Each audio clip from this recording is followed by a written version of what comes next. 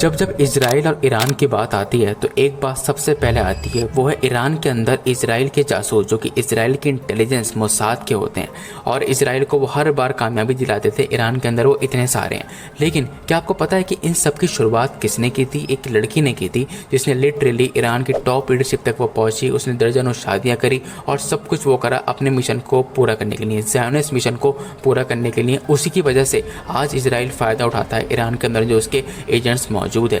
ये कहानी एक ऐसी औरत की है जो बहुत पहले से 15-20 साल उसने मेहनत करी ईरान के अंदर और एक ऐसा स्पाई जाल बिछा दिया जो शायद आज भी ख़त्म नहीं हुआ। ये कहानी एक ऐसी लड़की की है जो जूइश फैमिली में पैदा हुई थी, लेकिन वो फ्रांस में थी। बाद में आगे चल के उसने इस्लाम को कबूल किया। पहले वो सुन्नी मुस्लिम बनी और फिर वो शिया मुस्लिम बनी और आखिर में वो ईरान के सुप्रीम लीडर आयतुल्ला खामेनी तक से बात की और फिर छुप कर वापस अपने ज़ायोनिस्ट मिशन पर लौट आई। ये कहानी है कैथरीन प्रेस शेकदाम की, एक जर्नलिस्ट, एक स्पाई। ये कहानी सिर्फ एक औरत की नहीं है बल्कि एक देश के पॉलिटिकल सिस्टम को हैक करने वाली प्लानिंग की है। इस वीडियो में हम जानेंगे कैसे कैथरीन ने ईरान के दिल में घुसकर खामेनी तक पहुंच बनाई और कैसे वो सब कुछ एक्सपोज करके वापस चली। कैथरीन का जन्म फ्रांस में एक सेक्युलर जूइश फैमिली में हुआ था। कैथरीन के जो दादा थे, ग्रैंडफादर, वो हॉलोकास्ट सर्वाइवर थे। कैसे भी करके वो नाजीज से अपनी जान बचा के फ्रांस तक पहुंचे थे और फिर उनके यहाँ उनके बेटे के बेटी होती है, इसका नाम होता है कैथरीन। कैथरीन का जो बचपन था वो काफ़ी सिंपल और जब वो बड़ी हुई तो उन्होंने यूनिवर्सिटी ऑफ लंदन से साइकोलॉजी में बैचलर डिग्री हासिल की, यानी कि वो ह्यूमन साइकोलॉजी को अच्छे से समझ सकती थी। और फिर उन्होंने फाइनेंस और कम्युनिकेशंस में 2 मास्टर किए, जिससे उनके अंदर ग्लोबल पॉलिटिक्स और मीडिया अंडरस्टैंडिंग डेवलप हो गई थी। यही उनकी फाउंडेशन थी जब वो मिडिल ईस्ट पॉलिटिक्स और मीडिया इन्फिल्ट्रेशन की फ्यूचरिस्टिक मिशन की तरफ बढ़ने लगी। अब तक सब कुछ नॉर्मल था, लेकिन उनकी ज़िंदगी में सबसे बड़ा मोड़ तब आया जब उन्होंने सन 2009 में उनकी मुलाकात हुई एक यमनी मुस्लिम से जो कि सुन्नी मुसलमान था। उन्होंने उससे शादी की, इस्लाम कबूल किया और 2009 में यमन में शिफ्ट हो गई। ये बात याद रखिएगा कि उन्होंने पहले सुन्नी इस्लाम कबूल किया था, मतलब यहूदी से वो सीधा सुन्नी मुस्लिम हुई थी। अभी तक शियाओं को लेना देना नहीं था। वहाँ उन्होंने लोकल मीडिया के लिए काम किया और एक सिंसियर सुन्नी मुस्लिम के रूप में अपनी पहचान बनाई। हिजाब पहना, मतलब पूरी तरीके से जैसे एक इस्लाम की वुमेन रहती है उस तरीके से वो बिहेव करती थी। यमन में उन्होंने 4 साल गुजारे और वहाँ उनके 2 बच्चे हुए, एक बेटा और एक बेटी। लेकिन वहाँ की कल्चर और रिलीजियस रेस्ट्रिक्शन से उनकी आइडेंटिटी को काफ़ी कंफ्यूज कर दिया था और फिर फाइनली कुछ टाइम बाद जाके इन लोगों का डिवोर्स हो गया। सन 2014 में कैथरीन ने अपने यमनी हस्बैंड को छोड़ दिया। डिवोर्स के बाद कैथरीन ने शिया इस्लाम के अंदर इंटरेस्ट लेना काफ़ी ज़्यादा शुरू किया और फिर ईरान के स्टेट मीडिया के साथ काम करना शुरू किया। मतलब कि वो यमन में रहती थी, लेकिन वो जो काम कर रही थी उस टाइम पे वो ईरान के स्टेट मीडिया के लिए कर रही थी। और फिर 2015 से 2017 के बीच उनके आर्टिकल्स प्रेस, टीवी जैसे कि न्यूज़ महन, न्यूज़ तेहरान टाइम्स और सबसे बड़ी बात खामेनी.ir तक पहुँच गए। उनका कॉन्टेंट ईरान के प्रोपेगेंडा गोल्स के साथ अलाइन होता था। उन्होंने उस पीरियड में मल्टीपल दफ़ा तेहरान ट्रैवल किया और वहाँ के हाई लेवल मीटिंग में वो शामिल हो गए। मतलब कि वो जिस तरीके से आपको अपने आप को दिखा रही थी, तेहरान आना जाना लगा हुआ था उनका, और वो यही दिखाना चाह रही थी कि वो शिया आइडियोलॉजी से बहुत ज़्यादा ऑब्सेस्ड हैं और वो एंटी इजराइल। वो हिजाब करती थी और फिर वो ईरान में शिफ्ट भी हो गई थी और वो खूबसूरत भी थी, तो जाहिर है उनके हस्बैंड उनके थे नहीं। तो इस तरीके से धीरे धीरे करके उन्होंने शादी करना शुरू किया। कहा जाता है कि उन्होंने पहले छोटे लेवल की लीडर से शादी करी, 1 से 2 आदमी, फिर मिडल, फिर टॉप, लेकिन ऐसे टॉप पे नहीं पहुंची थी वो। उन्होंने काफ़ी साल लगाए थे इस काम में।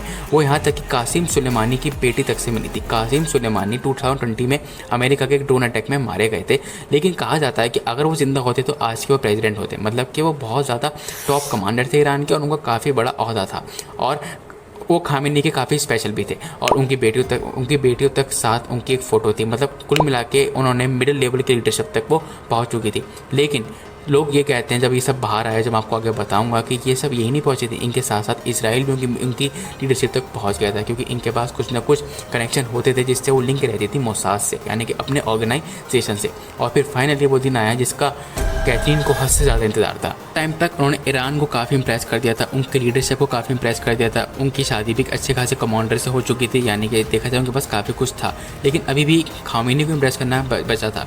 तो फिर उन्होंने एक बुक लिखी 2015 के 16 के बीच में, Arabia rising under the banner of the first इमाम, जिसमें बताया गया था कि कैसे शिया जो है पावर में आए अरब के अंदर वगैरह वगैरह।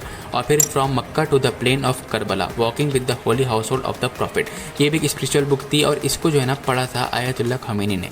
और फिर फाइनली कैथरीन को वहाँ से इन्विटेशन आ ही गया डायरेक्ट आयतुल्ला खामेनी की तरफ से। और फिर उस दिन कहा जाता है कि उस दिन उनके अंदर काफ़ी घबराहट थी, धड़कनें तेज़ थी, और क्योंकि जाहिर सी बात है वो वहाँ के सुप्रीम लीडर से मिलने जा रही हैं जिनकी सिक्योरिटी हद से ज़्यादा होती होगी, तो डरी हुई थी। और ऐसा हुआ भी, उनको एक गाड़ी पिक करना है जहाँ पे वुमेन, उनकी जो सिक्योरिटी गार्ड्स थे वो उनको पिकअप करी और वो उनको वहाँ तक ले गए और उनको ये समझाया गया कि जब तक खामेनी आपसे बात ना करे तो उससे बात मत करिएगा और उनकी आंखों में तो बिल्कुल भी मत देखिएगा। और फिर वो बताती हैं जब वो बाहर आई थी, जो मैं आपको आगे बताऊँगा कि खामेनी ने उन्हें क्या क्या बताया था। इस तरीके से वो खामेनी तक से मिल गई थी। 2017 में उनका वो जो मेन पॉइंट था वो मिल चुका था कि वो खामेनी से मिलना चाहती थी और उनको समझना चाहती थी, उनकी आइडियोलॉजी को समझना चाहती थी। कैथरीन ने बाद में इंटरव्यू में बताया था कि कैसे सुप्रीम लीडर ने उन्हें बताया थी मस्जिद अल अक्सा हमारे लिए कितनी इंपॉर्टेंट है और जो इजराइल है वो पैलेस्टाइन का जो लैंड है उसे वो ऑक्यूपाइड करे चला जा रहा है। उन्होंने ये साफ बताया था कि कैसे वो चाहते हैं कि ये सब रुकना। मिशन जो कि जासूसों का एक संगठन खड़ा करना था, उसमें वो जो मेन चीज़ थी वो ये थी कि कैथरीन ने ईरान में सिर्फ जर्नलिज्म नहीं किया, उन्होंने अपनी आइडेंटिटी को पूरा ट्रांसफॉर्म कर दिया। हिजाब, नकाब, इस्लामिक कोड्स और सब यूज़ करती रही ताकि ईरान के अंदर ट्रस्ट जीता जा सके। उन्होंने कई सारी शादियाँ की और उन्होंने प्रेसिडेंट इब्राहिम रईसी का भी इंटरव्यू लिया और मीडिया के अंदर एक रिलायबल शिया वॉइस के तौर पर वो अपीयर होती रही, लेकिन अंदर से वो सब कुछ रिकॉर्ड कर रही थी। 2021 तक कैथरीन ने ईरान से अपना रास्ता तोड़ लिया। वो वापस यूके आ गई और अपने आप को डिक्लेयर कर दिया ओरिजिनल ज्यूइश ज़ायोनिस्ट। उनकी बेटी जो अब एक ज़ायोनिस्ट थिंकर है, उसने कैथरीन को अपनी असली बिलीफ के साथ रिकनेक्ट करवाया। ये वो बेटी है जो उनका ईरानियन फेस लाइव देख चुकी थी। और फिर फाइनली इनका इंटरव्यू आउट होता है और कहा जाता है कि ईरान के अंदर हलबली सी मच जाती है। वो जहाँ पे वो बताती हैं कि मैं एक स्पाई थी और एक सिस्टम के अंदर घुस गई थी और मैं ईरान के हर वो राज जानती हूँ जो इसे नहीं बतानी चाहिए थी। मतलब कि देखा जाए उन्होंने बहुत बड़ा धोखा दिया। ये 8-10 साल की प्लानिंग थी और इसमें वो कामयाब भी हो गई थी। आज कैथरीन जो है लंदन में रहती हैं और उनका जो प्रो इजराइल एडवोकेसी है वो उसमें काम करती रहती हैं। इसका फ़ायदा क्या इजराइल को हुआ, तो सच बताऊँ तो काफ़ी ज़्यादा हुआ है, क्योंकि देखा जाए इजराइल ने जितनी भी टारगेट किलिंग करी है वो जासूस के थ्रू ही करी है और इसकी जो मेन बुनियाद है वो कैथरीन नहीं रखी है। जैसे कि हमास चीफ इस्माइल हनान में हिजबुल्लाह के कमांडर हसन नसरुल्लाह को मरवा दिया। और ये सब कुछ जो हुआ है, कहा जाता है कि सब स्पाइस के थ्रू ही हुआ है। अब मैं ये नहीं बोल रहा कि कैथरीन ने सब करा है, लेकिन उनकी जो मेन चीज़ है वो उन्होंने ही खड़ी करी है ईरान के अंदर।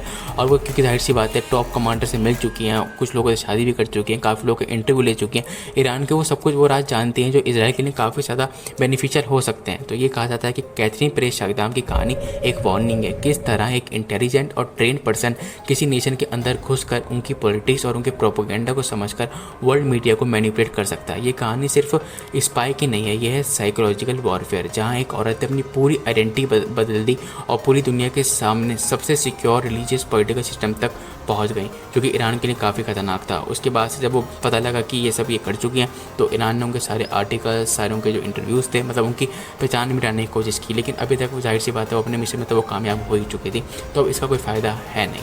और कहा जाता है कि वो अब इस टाइम पर लंदन में जो औरत ईरान की मस्जिदों में हिजाब पहनकर खुतबे सुना करती थी, जो आयतुल्लाह के सामने बाअदब बैठी थी, जिसे एक वक्त तक इस्लामिक रिवॉल्यूशन की आवाज़ समझा गया था, वही कैथरीन परेश शागदाम कुछ ही वक्त बाद यूरोप के एक न्यूज़ स्टूडियो में बैठी थी और ईरान के सारे बड़े राज खोल चुकी थी। उन्होंने सिर्फ एक मुल्क को नहीं, पूरे शिया आइडियोलॉजी को झटका दिया, उनके अंदर की लीडरशिप तक पहुंचकर फिर दुनिया के सामने उस नेटवर्क को किस तरीके से एक्सपोज किया। अगर कॉल करा जाए तो क्या ये सब जो कुछ था एक पर्सनल जर्नी थी या फिर वो किसी बड़ी इंटेलिजेंस एजेंसी की हिस्सा थी? क्या कैथरीन का इस्लाम में घुसना, यमन में दावा करना, ईरान तक पहुंचना सब एक वेल प्लान मिशन था? तो उसका जवाब है हाँ, क्योंकि जब सब कुछ समझ में आता है तो ऐसा लगता है कि कैथरीन का असली मिशन था अंदर घुसना, सब कुछ लोगों को जानना, वहाँ की मेन लोकेशन जानना, क्या चीज़ कहाँ रखी है वो सब जानना और उनकी सच्चाई दुनिया तक एक्सपोज कर देना। अब जाहिर है उन्होंने जो इंटरव्यू दिया था उन्होंने उसमें सब कुछ बताने की कोशिश करी होगी, लेकिन जो मेन राज जो इजराइल के नहीं चाहता कि वो बाहर आए, वो इजराइल को ही पता होंगे।